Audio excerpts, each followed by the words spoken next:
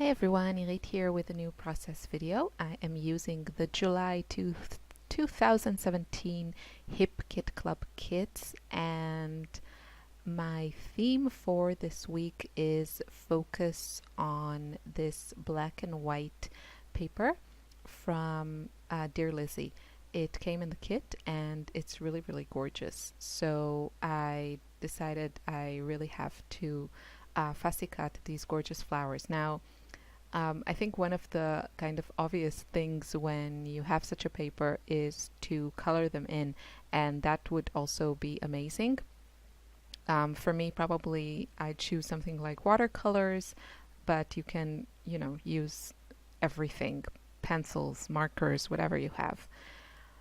But since I wanted to use one of my papers that I designed for this kit, I decided to, and my papers are quite colorful, I decided to keep these as they are and just use them as this black and white accent.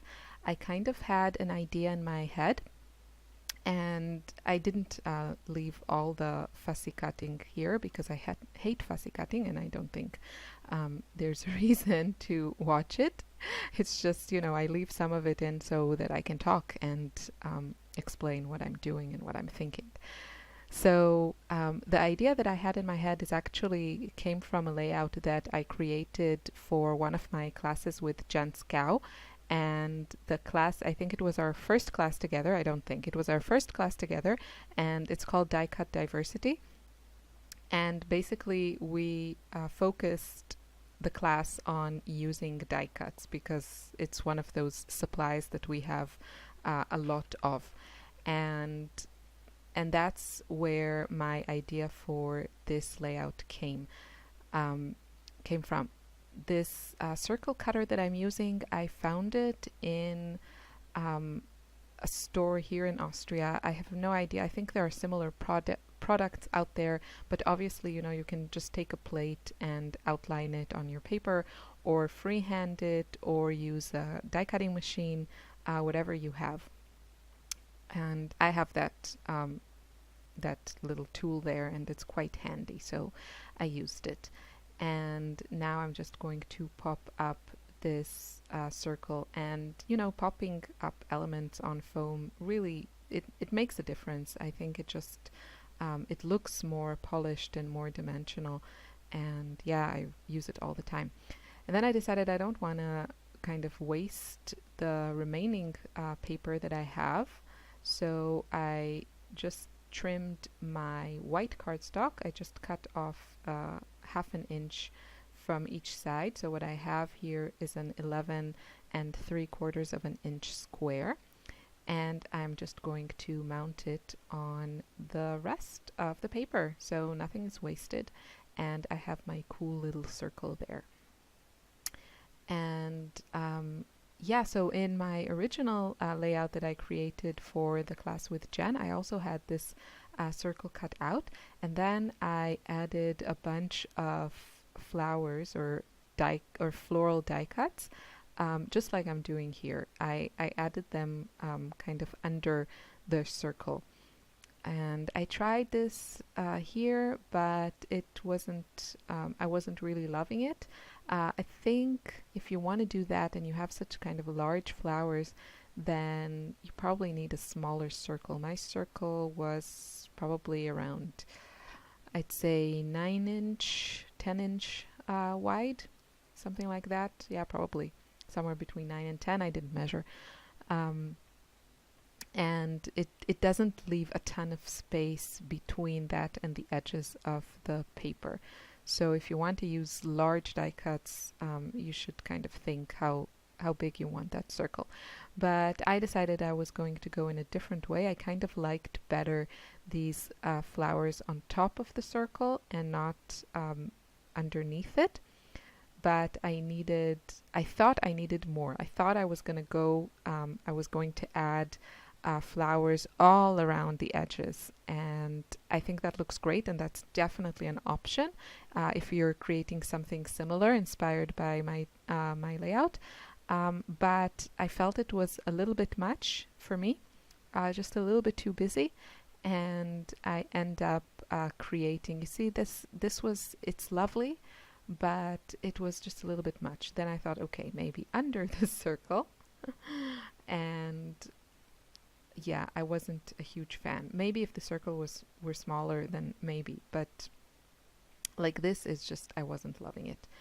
And then I decided I want to make kind of two clusters of florals, and then you kind of get, everything. You get those beautiful black and white flowers. You still see the paper. It's not too busy. It was the right balance, and I really, really love how this turned out. You can play with this, obviously. I tried also to do that cluster above and below, and I do like this kind of a central design, but I just decided to go for this way, kind of on the diagonal. But anything goes, really. Just do whatever floats your boat. So this was kind of the easy part, because I kind of had an idea, and now I'm thinking I want to add a few things. It needs a few more things, but I'm not sure exactly why. So taking from what I already have going on is a really good way, and it's a nice strategy to help you move forward. Pick something that you already have on your layout. So for example, if you want to mat your photo and you have a huge kit with tons of paper, then look at what you already have. And either, in this case, I would have either gone for white cardstock, mat my photo on a white piece of cardstock. I could have gutted the white cardstock behind my circle because nobody sees that, and use it as a photo mat. Or I also have here black and white. So I chose the other black and white pattern in the kit, and in this case it was the B-side of one of the Maggie Holmes papers that came in the kit. And this is just a really great way of, making decisions. You don't have to kind of start from scratch every time you want to add something to your layout. Just work with what you have and kind of expand on that. So that's kind of a big, a big concept on that little, on that little step and decision of matting my photo. But I just want to tell you how I think, and I know a lot of the times people say that I make it look so easy and things come together so fast, and sometimes they definitely do. But there are all kinds of, strategies that can just help you make decisions faster and limit your choices, just kind of give you a better direction of where to go next, kind of when you're designing a layout. So I am committing, I am placing my florals there, and there are a few different types of flower designs on that paper. So I made sure to take a variety and not the same flower right next to each other.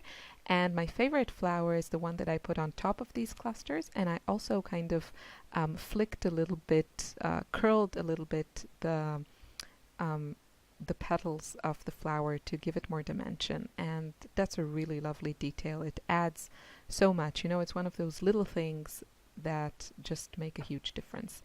So for my title, I knew I wanted to use these gorgeous exclusive alphas that came in the embellishment kit.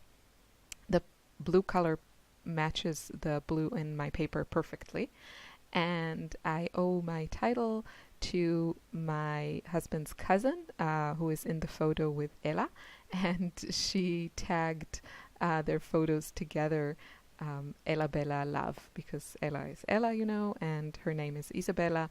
So that's when she posted like their photos on Instagram and stuff.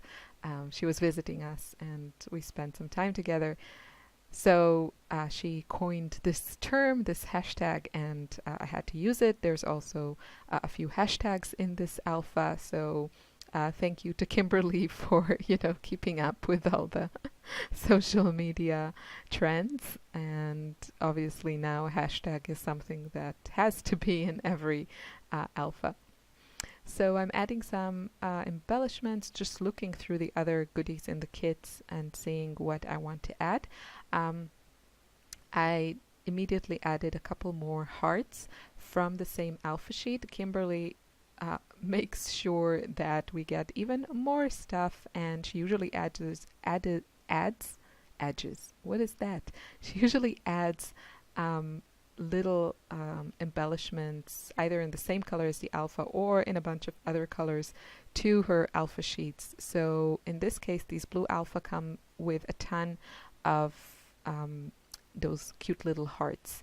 So I added a few of those, and now I'm just going through the kit and picking up some more things to use. So I used a couple of the floral pieces from the exclusive wood veneer sheet that came in the main kit. You can see how it looks on the screen. Super cute colored wood veneer pieces.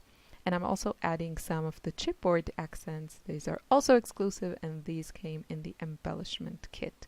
So just adding some black and white hearts and a couple more pieces. And yeah, I really kind of went with the flow. And I think the last thing I added here was a journaling spot. I used a cute heart that came in the Amy Tan On a Whim ephemera pack that also came in the main kit. So that would be, I think, the last thing that I add. And I'm just fussy cutting a couple more of the small flowers. I wanted to sprinkle them here and there. It's such a lovely touch. I really, really love how this layout turned out, and I love the combination of the florals and the black and white flowers and my super colorful pattern paper. So it just makes it, when you add something like these black and white flowers, it makes using a very colorful pattern really easy, because the flowers give so much embellishment and pattern, but not color. So it doesn't compete.